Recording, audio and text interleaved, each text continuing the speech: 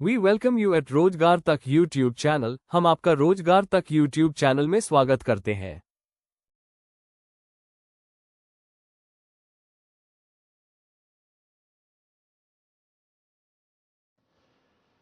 आज हम लोग सेट नंबर 16 का क्वेश्चन देखेंगे, जिसमें कि आपको 5 क्वेश्चन करंट अफेयर्स से दिए जाते हैं। उसके अलावा 20 क्वेश्चन जो कि आपको जीएस एंड जीके से रिलेटेड होंगे। इसमें आपको कॉन्सेप्ट क्लियर किया जाएगा।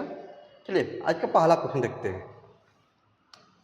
आज का पहला क्वेश्चन कह रहा है, स्पेस डेक्स मिशन के तहत हाल ही में किन 2 उपग्रहों के बीच सफलतापूर्वक दूसरा डॉकिंग पूरा किया गया है। स्पेस डेक्स मिशन है क्या? इसमें है क्या? स्पेस डॉकिंग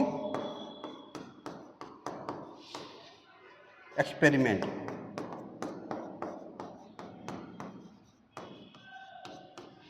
इसके तहत 2 उपग्रहों के बीच डॉकिंग किया गया है। दूसरा है ऑप्शन ए कह रहा है कार्टोसैट 3 और रीसैट के बीच। ऑप्शन बी कह रहा है जी सैट 30 और जी सैट 31 के बीच। ऑप्शन सी है SDX-01 जो उपग्रह है, जो कि चेजर है, एंड SDX-02 ये टारगेट, ये इन दोनों के बीच। या ऑप्शन डी है इनसैट 4A और इनसैट 3D के बीच। इसका सही आंसर है SDX-01 चेजर और SDX-02 टारगेट के बीच अभी हाल ही में इसरो ने सफलतापूर्वक डॉकिंग की है। इससे क्या फायदा है?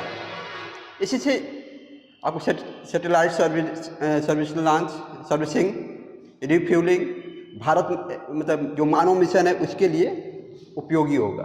इसका सही आंसर होगा SDX-01 chaser and SDX-02 target के बीच। चलिए सेकंड क्वेश्चन देखते हैं।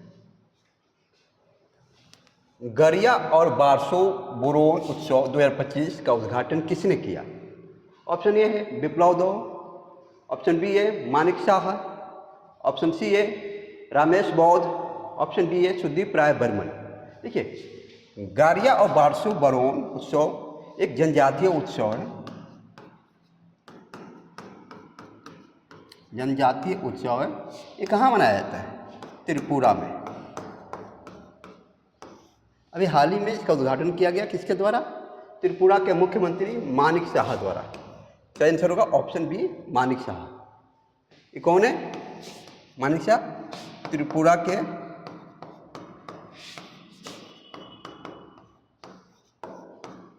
मुख्यमंत्री। चलिए नेक्स्ट देखते हैं। अगला क्वेश्चन कर रहा है, हाल ही में ICAR के महानिदेशक के रूप में किसे नियुक्त किया गया? ICAR भारतीय कृषि अनुसंधान परिषद, इसका महानिदेशक किसे नियुक्त किया गया? ये है कहाँ? ये आपको नई दिल्ली में है। नई दिल्ली में है। ये कृषि से संबंधित सर्वोच्च संस्था है जो अनुसंधान पर। ऑप्शन ए है अजय कुमार सिन्हा, ऑप्शन बी है डॉक्टर मंगीलाल, ऑप्शन सी है राजकिशोर सिंह, ऑप्शन डी है इनमें से कोई नहीं। वे हाल ही में डॉक्टर मंगीलाल को ICAR भारतीय कृषि अनुसंधान परिषद का महानिदेशक नियुक्त किया गया है। चलिए नेक्स्ट को देखते हैं। अगला क्वेश्चन कह रहा है, मुंबई इंटरनेशनल क्रूज टर्मिनल का उद्घाटन किस केंद्रीय मंत्री द्वारा 21 अप्रैल 2025 को किया गया? ऑप्शन ए है नितिन गडकरी, ऑप्शन बी है हरदीप सिंह पुरी, ऑप्शन सी है सर्बानंद सोनोवाल, ऑप्शन डी है ज्योतिराज सिंधिया। ये आपको भारत का सबसे बड़ा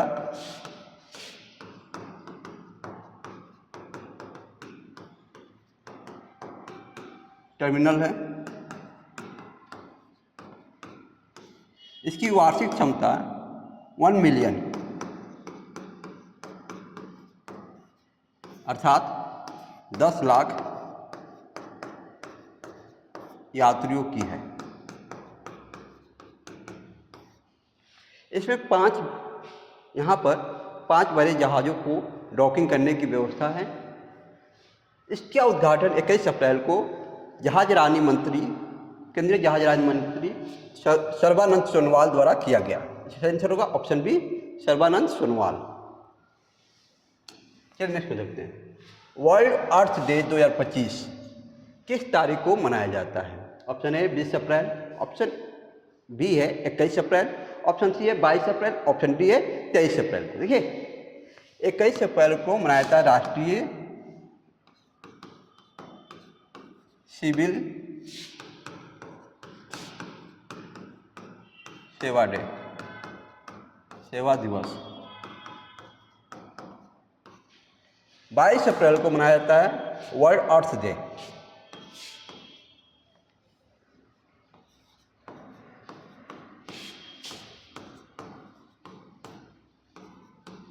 कब मनाया जाता है? 22 अप्रैल को। सही आंसर होगा option C.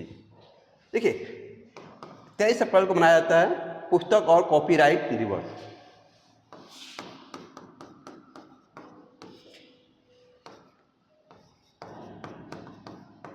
Copyright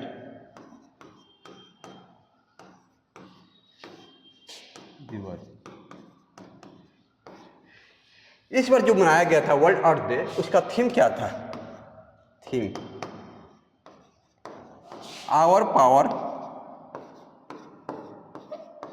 power our planet, जो कि आपको रिन्यूएबल एनर्जी, नवीकरणीय ऊर्जा पर ध्यान देने के लिए ये थीम रखा गया था। क्या है? आवर पावर आवर प्लैनेट इस बार का वर्ल्ड अर्थ डे का थीम था। चलिए नेक्स्ट क्वेश्चन देखते हैं। अगला क्वेश्चन कह रहा है बांग्लादेश का उदय कब हुआ? बांग्लादेश कब बना? देखिए भारत जब आज़ाद हुआ था उस समय 1947 में भारत और पाकिस्तान 2 देश बने थे। जो बांग्लादेश अभी पूर्वी बंगाल है, वो 1900 भारत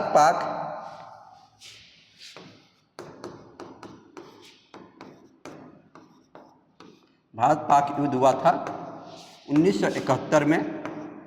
उसके बाद 1971 के बाद जो पूर्वी बंगाल था वो आपको बांग्लादेश बना। कब बना था? 16 दिसंबर 1971 में बना था। बांग्लादेश की राजधानी कहाँ है? ढाका। ये एक लोकतांत्रिक देश बना था। ठीक है, कब बना? 1971 में। 16 दिसंबर 1971 में बांग्लादेश का स्थापना हुआ। चलिए नेक्स्ट में देखते हैं। अगला क्वेश्चन कह रहा है विक्रम साराभाई अंतरिक्ष केंद्र कहाँ स्थित है? ऑप्शन ए है अहमदाबाद, ऑप्शन बी है बेंगलुरु, ऑप्शन सी है तिरुवनंतपुरम, ऑप्शन डी है चांदीपुर। देखिए चांदीपुर जो है यहाँ पर मिसाइल परीक्षण किया जाता है। मिसाइल परीक्षण केंद्र है कहाँ? चांदीपुर। चांदीपुर है कहाँ? ये उड़ीसा के तट पर है। यहाँ पर एक द्वीप है, उसका नाम अभी रखा गया, जो हमारे पूर्व राष्ट्रपति थे अबुल कलाम आज़ाद, उनके नाम पर। देखिए अहमदाबाद में क्या है? अहमदाबाद में अंतरिक्ष उपयोग केंद्र है।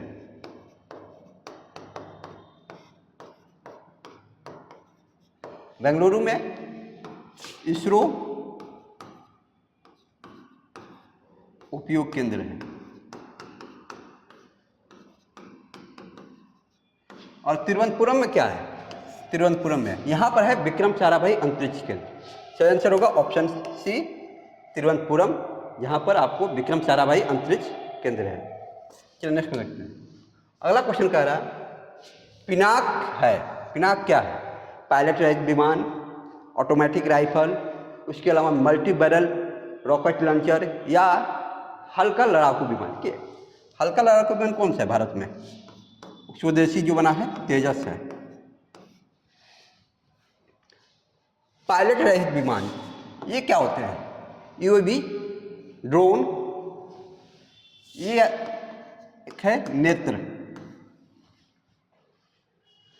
जो पिनाक है ये आपको क्या है, मल्टी बैरल रॉकेट लॉन्चर है। सही आंसर होगा option C, Pinaka multi barrel rocket launcher है। चलिए नेक्स्ट में देखते हैं। अगला ज्ञानपीठ पुरस्कार निम्नलिखित में से किस क्षेत्र में विशिष्ट योगदान के लिए दिया जाता है? ज्ञानपीठ पुरस्कार जिसकी ये आपको कब से दिया था? 1965 से। 1965 से। ये साहित्य के क्षेत्र में सबसे बड़ा पुरस्कार है। किस क्षेत्र में? साहित्य के क्षेत्र में। साहित्य के क्षेत्र में सबसे बड़ा पुरस्कार कौन सा है? ज्ञानपीठ पुरस्कार भारत में। इसका सही आंसर है ऑप्शन सी, साहित्य के क्षेत्र में। विज्ञान के क्षेत्र में कौन सा पुरस्कार दिया जाता है? कलिंग पुरस्कार, जो कि आपको यूनेस्को के द्वारा दिया जाता है।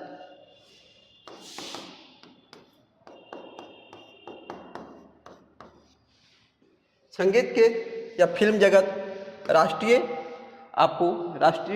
फिल्म पुरस्कार सबसे बड़ा है भारत में। उसके अलावा विश्व में आप ऑस्कर पुरस्कार। चलिए नेक्स्ट पे देखते हैं। अगला क्वेश्चन कह रहा है भारत में पहली बोलती फिल्म कौन थी? Option A Raja Harishchandra, option B है आलम आरा, ऑप्शन सी है चंडीदास और ऑप्शन डी है झांसी की रानी। देखिए राजा हरिश्चंद्र 1913 में बना था। 1913 में ये कौन क्या था?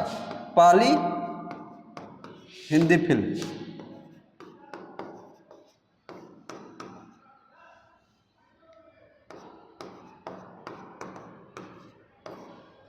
आलम आरा ये 1931 में बनी थी। 1931 में इसे जो निर्देशित किया था वो थे आर्देशियर ईरानी। ये आपको पहली बोलती फिल्म थी।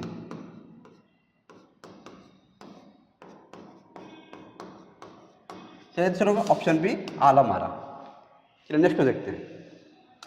अगला क्वेश्चन कह रहा है निम्नलिखित में से नृत्य का शास्त्रीय रूप, दो तरह का होता है, शास्त्रीय और एक लोक नृत्य। शास्त्रीय रूप कौन सा है? Option A Manipuri, option B है मयूरभंज का छऊ नृत्य, ऑप्शन सी है भांगड़ा, ऑप्शन डी है चांग।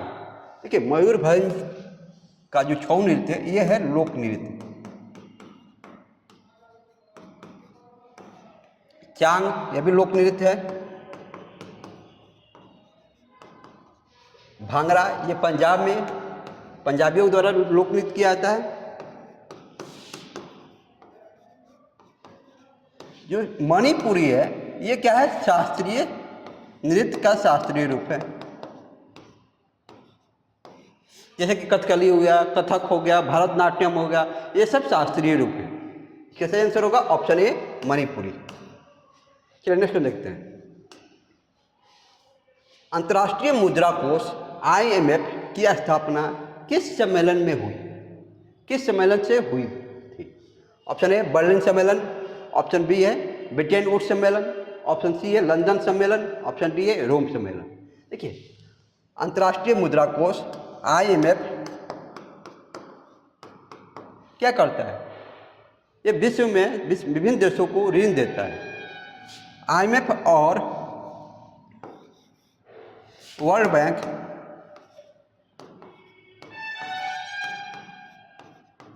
इनकी स्थापना आपको ब्रिटेन वुड्स सम्मेलन से हुई थी। किसकी?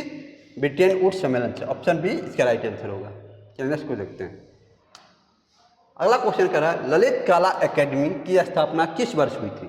जो ललित कला एकेडमी संस्थान है वो इसकी स्थापना कब हुई थी? ऑप्शन ए 1952, ऑप्शन बी है 1954, ऑप्शन सी है 1958, ऑप्शन डी है 1964। देखिए ललित कला एकेडमी की स्थापना 1954 में हुई थी। 1954 में ही भारत रत्न देने की परंपरा शुरू हुई थी। कि सही आंसर है ऑप्शन बी 1954 में ललित कला एकेडमी संस्थान की स्थापना हुई। चलिए नेक्स्ट देखते हैं। भारतीय संविधान के निम्नलिखित अनुच्छेदों में से किसके अंतर्गत विधान परिषद की स्थापना या समाप्ति की व्यवस्था की गई है? ऑप्शन ए अनुच्छेद 169, ऑप्शन बी है अनुच्छेद 19 का, ऑप्शन सी है अनुच्छेद 80, ऑप्शन डी है अनुच्छेद 44। देखिए समान नागरिक जो 44 है, इसमें ये राजनीतिक निर्देशक सिद्धांत है। इसके अंतर्गत समान नागरिक संहिता की बात की गई है।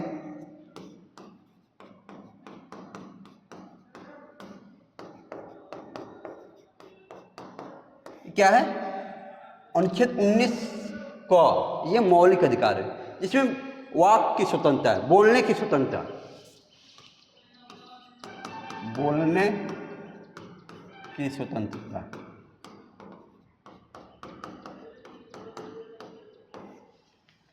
जो अनुच्छेद 169 है, इसके अंतर्गत विधान परिषद के गठन और इसके समाप्ति की बात कही गई है। विधान परिषद के गठन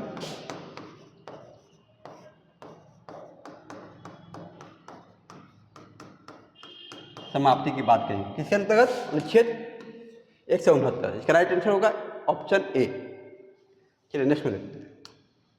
अगला क्वेश्चन कह रहा है तानसेन किस मुगल सम्राट के दरबार में संज्ञातज्ञ थे?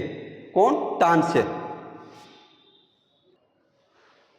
जो तानसेन है किस मुगल सम्राट के दरबार में संज्ञातज्ञ थे? तानसेन का एक दूसरा नाम है रामतनु पांडे। इनका रामतनु पांडे इनका नाम है, जो कि तानसेन के नाम से विख्यात हैं। ऑप्शन ए है बाबर, ऑप्शन बी है शाहजहां, ऑप्शन सी है हुमायूं, ऑप्शन डी है अकबर। जो रामतनु पांडे हैं अर्थात तानसेन है, वो आपको जो मुगल सम्राट अकबर थे उनके दरबार के संगीतज्ञ थे। ठीक है, चलिए नेक्स्ट देखते हैं। अगला क्वेश्चन कह रहा है भारत में उग्र राष्ट्रवाद के उदय का श्रेय किसे दिया जाता है? ऑप्शन है फिरोज शाह मेहता, ऑप्शन बी है गोपाल कृष्ण गोखले, ऑप्शन सी है बाल गंगाधर तिलक, ऑप्शन डी है उपरोक्त सभी। देखिए भारत में जब कांग्रेस की स्थापना हुई थी 1885 में, उसके बाद कांग्रेस पर नरमपंथी जो विचारधारा के लोग थे उनका बोलबाला था। 1905 में जब बंगाल विभाजन हुआ, उसके बाद गर्म दल वालों और नरम दल वालों के बीच मतभेद उत्पन्न हुआ था। कब? 1905 में, जो कि 1907 में जाकर सूरत अधिवेशन कांग्रेस का हुआ था। वहाँ पर कांग्रेस दो भागों में बैठ गई थी, गर्म दल और नरम दल। तो उस काल में 1905 के बाद से लेकर 1920 तक, उस समय तक कांग्रेस में जो गर्म दल वाले थे उनका बोलबाला था। फिरोज शाह मेहता और गोपाल कृष्ण गोखले ये दोनों क्या थे? नरम दल वाले थे, नरम दल के थे दोनों।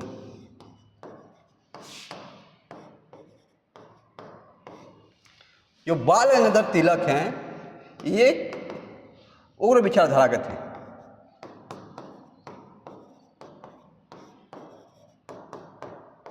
बाल गंगाधर तिलक को वेलेंटाइन सिरोल ने कहा था,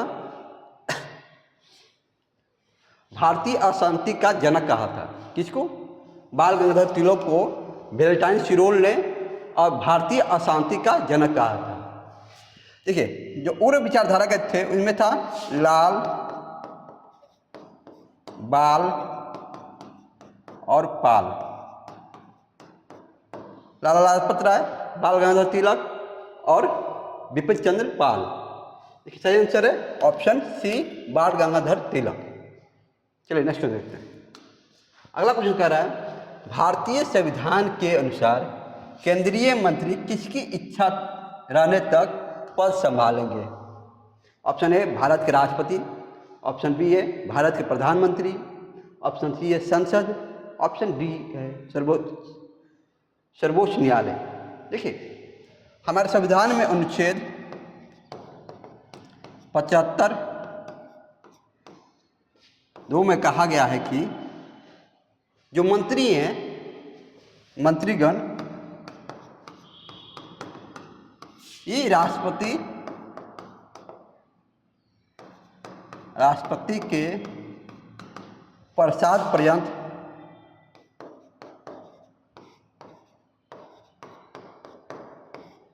पद धारण करेंगे।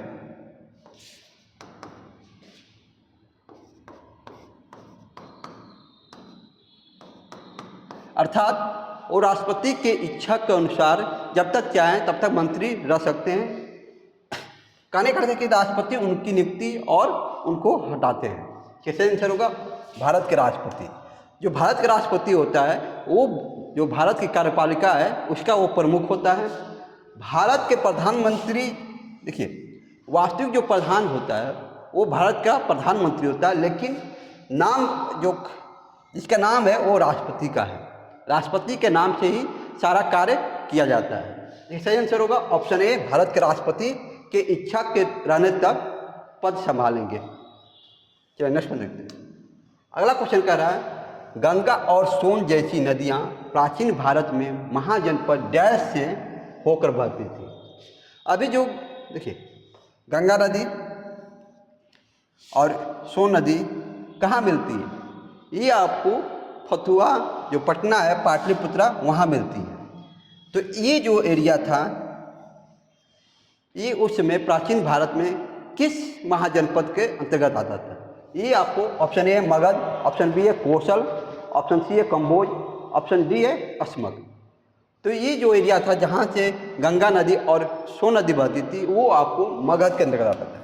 किसका आंसर होगा? Option A Magadh. चलिए नेक्स्ट को देखते हैं। अगला क्वेश्चन कह रहा है डुरंड लाइन किन दो देशों के बीच है? ऑप्शन ए भारत और चीन, ऑप्शन बी है भारत और अफगानिस्तान, ऑप्शन सी है भारत और पाकिस्तान, ऑप्शन डी है पाकिस्तान और अफगानिस्तान। डुरंड लाइन, देखिए यहाँ ऑप्शन में गड़बड़ है। भारत और चीन के बीच जो होता है ये है रेड क्लिफ मैकमोहन रेखा।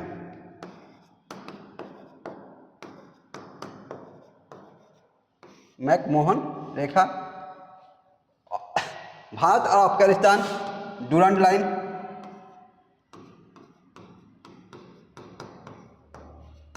भारत और पाकिस्तान रेड क्लिफ।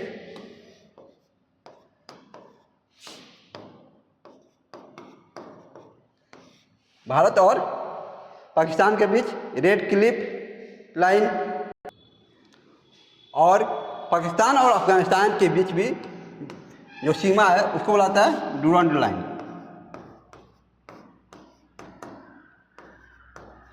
इस क्वेश्चन का दोनों आंसर सही हो सकता है, बी और डी। चलिए नेक्स्ट में देखते हैं। अगला क्वेश्चन कह रहा है ऐसी स्थिति जिसमें स्फीति के साथ बेरोजगारी में वृद्धि हो रही तो क्या कहलाती है? मतलब मूल्य भी बढ़ रहा है उसके साथ साथ में बेरोजगारी भी बढ़ रही है, उस स्थिति को क्या बोला जाता है? ऑप्शन ए है अति स्फीति, ऑप्शन बी है द्रुत स्फीति, ऑप्शन सी है गतिहीन स्फीति, ऑप्शन डी है प्रत्यावस्थी स्फीति। इसमें कहा क्या रहा है? ऐसी स्थिति जिसमें स्फीति मुद्रास्फीति बढ़ रही है इसके साथ साथ बेरोजगारी में वृद्धि हो रही है। अर्थात क्या हो रहा है? बेरोजगारी भी बढ़ रहा है और मुद्रास्फीति भी बढ़ रहा है। अति स्फीति में क्या होता है? जो मुद्रा वस्तुओं का मूल्य बहुत तेजी से बढ़ता है। द्रुत स्फीति भी वही होती है। गतिहीन स्फीति, इसमें क्या होता है? विकास कम होता है, गतिहीन होता है और मुद्रा स्फीति बढ़ती है। इसका सही आंसर होगा ऑप्शन सी। गतिहीन स्फीति में क्या होता है कि स्फीति के साथ साथ बेरोजगारी की दर भी बढ़ती है। चलिए नेक्स्ट देखते हैं। मुगल बादशाह बाबर की मृत्यु कहाँ हुई थी?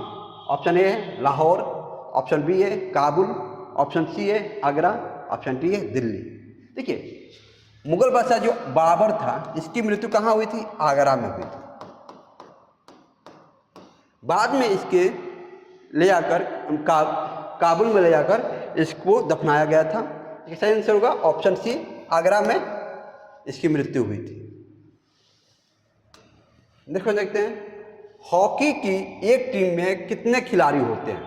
ऑप्शन ए है 9, ऑप्शन बी है 10, ऑप्शन सी है 11, ऑप्शन डी है 12। हॉकी में कितने खिलाड़ी होते हैं? देखिए हॉकी हुआ, क्रिकेट हुआ, फुटबॉल हुआ, इस समय कितने खिलाड़ी होते हैं? 11 होते हैं। किसमें? क्रिकेट, फुटबॉल, इस सब में आपको कितने खिलाड़ी होते हैं? 11 होते हैं। इसके अलावा सबसे अधिक खिलाड़ी होते हैं रग्बी में। रग्बी में कितने होते हैं? 15 खिलाड़ी होते हैं। रग्बी में 15 खिलाड़ियाँ होते हैं। ठीक है, चलिए नेक्स्ट में देखते हैं। अगला क्वेश्चन कह रहा है the little book of the Joy नामक पुस्तक के लेखक कौन है? The little book of Joy, option A है दुश्मन टूटू, ऑप्शन बी है दलाई लामा, ऑप्शन सी है ए एवं बी अर्थात दुश्मन टूटू और दलाई लामा, ऑप्शन डी है खिताची खोसला। ठीक है, the little book of Joy के लेखक डेसमंड टूटू और दलाई लामा है। इसका सही आंसर होगा ऑप्शन सी, डेसमंड टूटू और दलाई लामा। चलिए नेक्स्ट में देखते हैं। अगला क्वेश्चन है भारतीय कृषि अनुसंधान संस्थान कहाँ स्थित है? जो भारतीय कृषि अनुसंधान संस्थान है कहाँ है? ऑप्शन ए है देहरादून, ऑप्शन बी है हैदराबाद, ऑप्शन सी है नई दिल्ली, ऑप्शन डी है ईटानगर। देहरादून में क्या है? भारतीय वन अनुसंधान, भारतीय वन अनुसंधान केंद्र है। कहाँ पर? देहरादून में। नई दिल्ली में क्या है? भारतीय कृषि अनुसंधान संस्थान कहाँ है? नई दिल्ली में। सही आंसर है ऑप्शन सी, भारतीय कृषि अनुसंधान संस्थान नई दिल्ली में है। चलिए नेक्स्ट।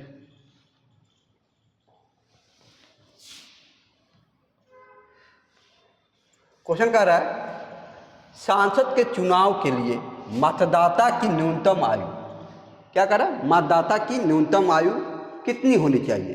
देखिए हमारे संविधान में 61वां संविधान संशोधन हुआ। कौन सा? 61वां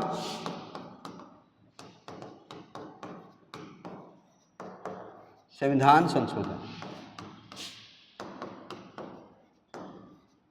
क्या हुआ था? 1989 में। उससे पहले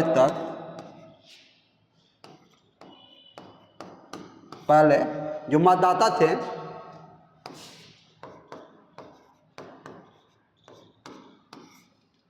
उनकी आयु थी न्यूनतम 21 वर्ष। जो 61वां संविधान संशोधन किया गया उसमें आपको जो मतदान करने के न्यूनतम आयु थी उसको 21 वर्ष से घटाकर 18 वर्ष कर दी गई। सही आंसर होगा ऑप्शन ए 18 वर्ष। सांसद का चुनाव के लिए जो मतदाता का पूछ रहा है, ठीक है, ये पूछता सांसद को चुनाव लड़ने के लिए सांसद की आयु कितनी होनी चाहिए? लोकसभा के लिए 25 वर्ष, राज्यसभा के लिए 30 वर्ष। ये लोकसभा के सांसद की योग्यता है। मिनिमम आपको 25 वर्ष होना चाहिए चुनाव लड़ने के लिए और राज्यसभा के लिए 30 वर्ष। ठीक है, इसका सही आंसर होगा ऑप्शन ए 18 वर्ष।